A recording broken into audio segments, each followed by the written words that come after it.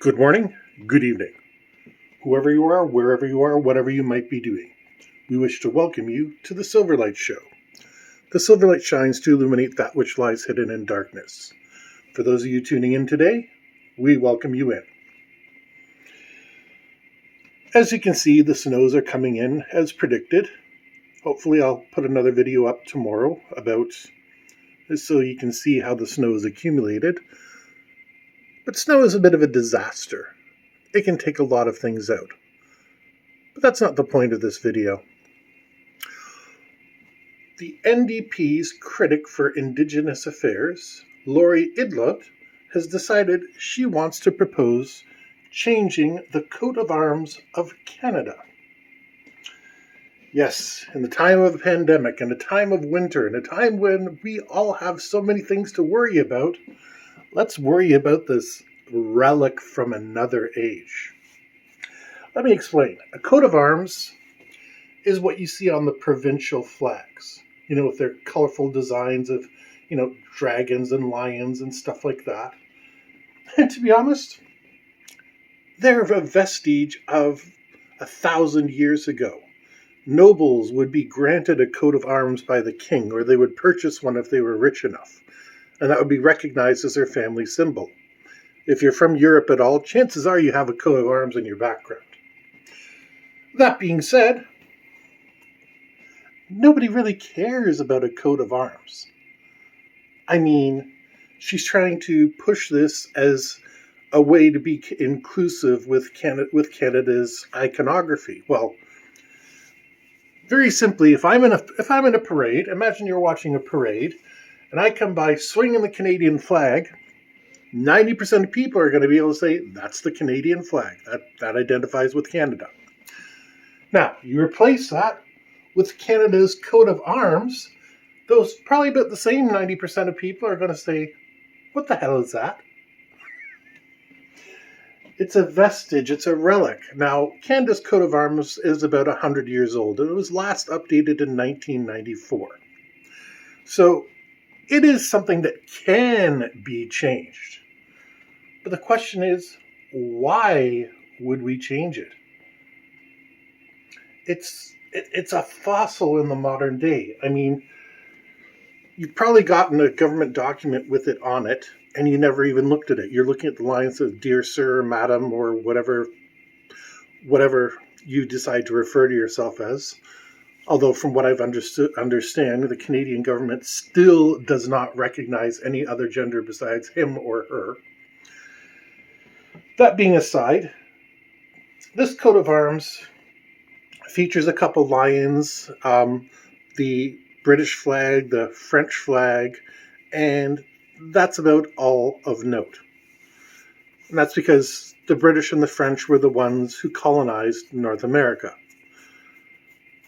Now, there's other subtle details that somebody is going to spend, a fortune figuring out, because they're the ones that put the emerald on top of this lion and the other one holding the French flag and this, that, the other thing. And people are paid a lot of money to design these things. So I ask you, in 2021, is that all we can do to benefit First Nations and encourage inclusivity in Canada? I would say get rid of the darn thing. I mean, it does nothing but add expense, and it's kind of a waste of space. Again, it's a relic from 1,000 years ago when kings and lords and dukes would show that on the battlefield, and that way their enemy would know, oh, that's Sir Robert. He killed 15,000 people at the Battle of whatever. That was the purpose of the coat of arms. In 2021, it's way less important than the flag. So why is this even being entertained? Okay, yes, the guilt bomb of what happened to the First Nations school children is fresh in our minds, but I would hazard some conjecture that it was always there. We've known about those First Nations schools at least since the 1990s. And because I can remember news reports and stuff from back then. And it's this just really a PR stunt to try to get more people onto the bandwagon. Now, Lori Idlow, I have no particular problem with her. She seems to be decent at doing her job. She seems to do a decent representation for her constituents. But we're at the tail end of a pandemic, or worse, about to go into a new one. The economy's in shambles. We're going into winter, which if you're a Canadian, you realize this means a lot of essential services get disrupted.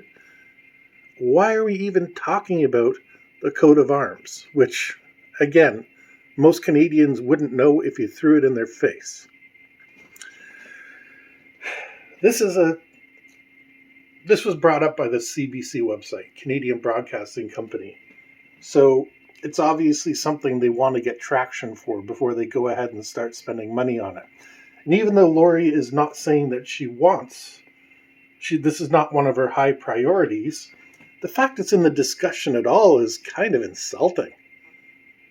Like, you're in Nunavut. There's people up there without water. There's people up there without heat that need to go out and chop wood. Now, Nunavut is not undeveloped. It has a lot of great stuff, but there's still people, like in Ontario, that choose to live off the beaten path for various reasons, and they still need services. What exactly is changing the coat of arms going to do for the people of Nunavut? For the vast majority of them, nothing. It's only maybe on the world stage, somebody will say, look what Canada did, we need to do the same for our First Nations, looking specifically at our neighbor to the south. The north. That's a new direction I just invented. You start off going north, so wind up going south. But our neighbors to the south, maybe they'll provide a little bit of leverage for them. But for Canadians, what has the coat of arms ever done for you? I challenge you right now to go on Google and find the Canadian coat of arms. And more challengingly, I'm making up all sorts of words today. More of a challenge, try to see the changes that have been made from 100 years ago to 1994. And they're minuscule. They're little tiny things that go into this.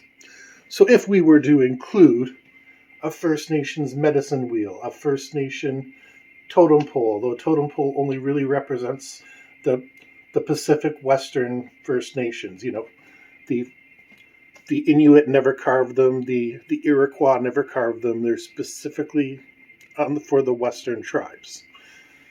And I think that would be kind of insulting, if anything. Here's this 1,000-old European tradition. Let's just smack a piece of your memorabilia on it. There we are. We're done.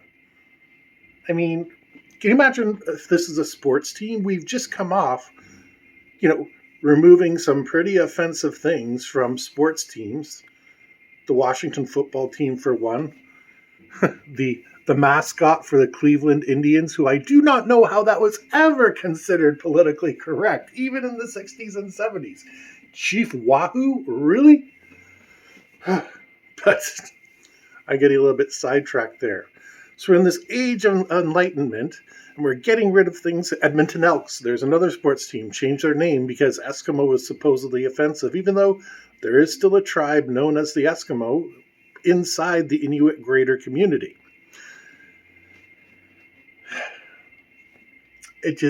Why on earth are we doing this? I don't understand. Look at your own family coat of arms, and you're going to see stuff that might interest you. Or you're going to look at it and say, what's this old piece of old cobblers? And keep it at that. And you know the way governments work. Someone's going to get a pretty penny because they have the skills to manufacture a coat of arms, and there's going to be multiple reviews. It's going to go through multiple tribunals. So the MPs and MPPs and all the ministers and sinisters can sit around on their duffs and claim that they're doing work when all they're doing is listening to somebody give a presentation on 3 things and then picking whichever one, matched their lunch that day. It's disgusting. It's 2021. If anything, get rid of the 1,000-year-old relic. 100 years old, whatever it is, we don't need it. If you want to have a good symbol for the government, just keep it to the maple leaf, if anything at all. We hope you enjoyed today's show. If you did, please like, share, and subscribe. And we hope you have a fantastic day out in this winter wonderland.